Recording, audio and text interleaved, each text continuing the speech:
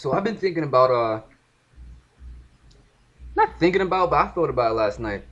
I thought about um how a person was how why a person would take that. I mean, I made a video on this called suicide or something like that. But for a person to think that, I can't really blame them, especially at times like this. I mean, I feel like human beings are really logical because, and this is probably a poor example or poor reference, but when I watch those robot movies like I Robot or fuck, I don't know that much robot movies that they figure out that the human beings are the problem and they must be exterminated. But movies like that, it makes me think because if God, all right, if God created man, right? If God created man, just speak sake, God created man, and man created robot. So robot must take from man what man is. So I feel like men, as men or mankind, we're just logical creatures, and we always do the math. We always do the math, and we always try to problem solve. That's just our brains. I don't know if we probably evolved from that. That's how we evolved, by problem solving. I don't know, but I don't know about that compartment or that department. But for someone to say, you know what, this life's not working out. This world sucks. I hate waking up every day and seeing this shit. I hate it. It's disturbing. It's disturbing to my soul. I can't take anymore. And however they want to do it, they do it. I can't really blame them just by looking at what's going on, because you can say, well, hold on, it will probably get better after this, and I look at it like, well, by the time it gets better, I'll be 40. That's how I feel about it sometimes, to be honest.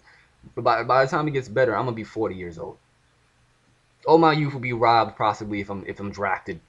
All my youth will be possibly wasted just running around getting these little bullshit jobs. Oh my god. It's when you can't, not like you can't, but when you don't see a way or out or solution or just a different path into living your life, it's really hard to keep living. It's really hard, man. I really don't understand how other people in third world countries or below the equator, wait, below the, is it the equator? Or below the hemisphere, on South America, Africa, Australia. I don't get how people in these poor countries everywhere around the world who have nothing to live for keep doing it. I fucking don't know. Probably because the first world, the people in the first world, America, UK, whatever, they're spoiled. Possibly some people will say that. I would agree with that statement. First world people are spoiled because we get everything. Trust me, I mean, all this McDonald's and Burger King is fake, but you got to think about it. People who don't have any money, people who don't really have a lot of money and can't buy a lot of food in the grocery stores to make a good dinner, and their kid is just hungry as fuck. You got no choice really to buy McDonald's, Burger King, KFC. You got no choice at all. Because once a kid and a baby start crying, or because their stomach hurt because they have nothing in it. You don't want to look, one, you don't want to look bad, and two, you love your children, or you probably do. I don't know if you do. You love your children, so you're gonna feed them. So you gotta feed them what you have with what's available. I get that, but especially when I guess when you wake up, it's whoa, it's you know, it's not breathtaking, but you look around and you go, holy shit. All right, what can I do? And it's odd because you don't you I think people want an alternative. I know I'm going off top of the head, but people want an alternative life, especially people who are young and who wake up. They want an alternative. There is no way in hell they want to follow the system because they see what it did to their parents, and their parents don't see what it did to them. Their parents are just like, "Ah, well, I had to work when I was your age, and when I was younger than you, I was working in a shoe factory." And, all this crazy story, and it's like, all right, pop, all right, mom, you worked when you were young, but look at you now. You're beaten the fuck up. You're mentally bruised. You're physically bruised. All for what? So they can rip you off in the end? And I guess my generation, the children, me, we go, hell no, I'm not gonna do what you did. That's not even the thing about, you may call that pussy or being a coward. It's like, no, that doesn't make any sense. Why would I take the same job they're doing, get less pay, or they hold it the minimum wage went up, whatever. The dollar's getting weaker. You gotta make it look like it's getting stronger. why would we take less pay, more hours, less time to ourselves? See how much time you are at the job more than just having time to yourself? It's way off balance. It's I don't know the numbers, but I mean if you want to add it up, you add it up. Just the amount of time you work versus the amount of time you have off for yourself. Way off balance. Way just whew. And to me, I guess I don't know if it's my generation, but to me, I talked to one of my I guess mentors. I don't talk to him that much anymore. You know, fuck him. Not fuck him, but you know, fuck him. And I told him one time, I was like, man, I don't think money's important.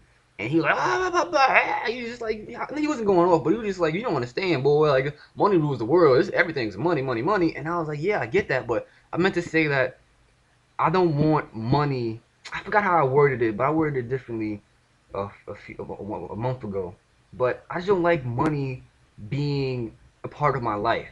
I'll use it if I have to use it one day or whatever. Or I mean, like I don't know how to put it, but not trying to say money is evil, but money is corruptible because one, all of us don't print money. It's not like we got little money machines in our house and we just print it. And you know it's and then after a month we burn like half the money or whatever. It doesn't work like that. We don't print the money. We just receive it. We pick it up.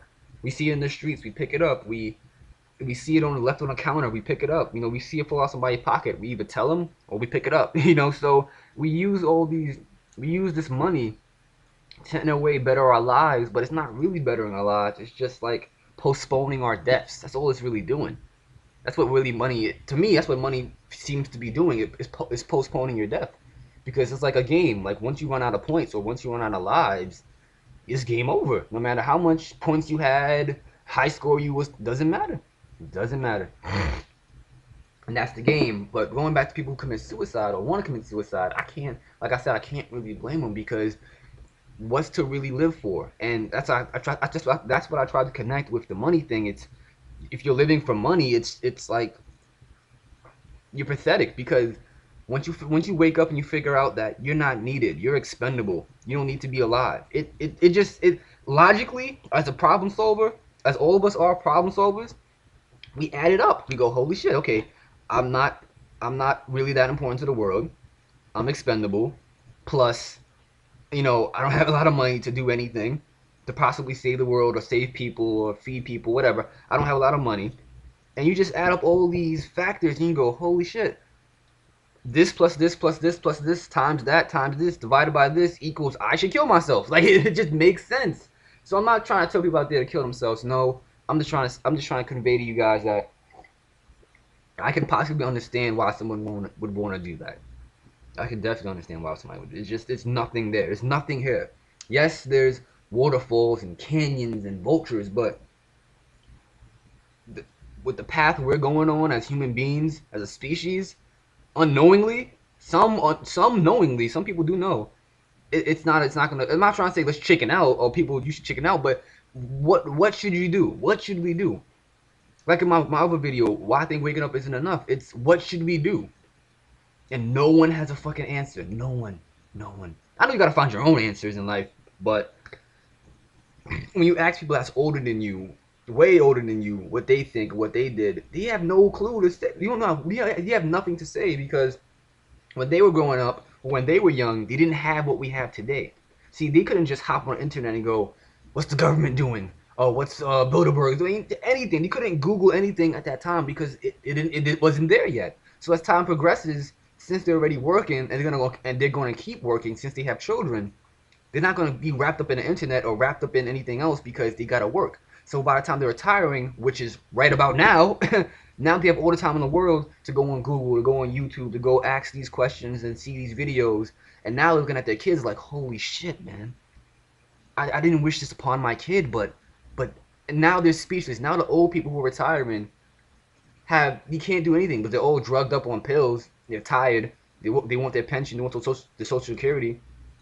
At the same time, they want their kid to work, but the kid doesn't want to work because they see the corruption, they see the rigged game, and now you got this father-son battle going on because you don't know what's going on, and you know, it all tumbles down from there. But you get the point.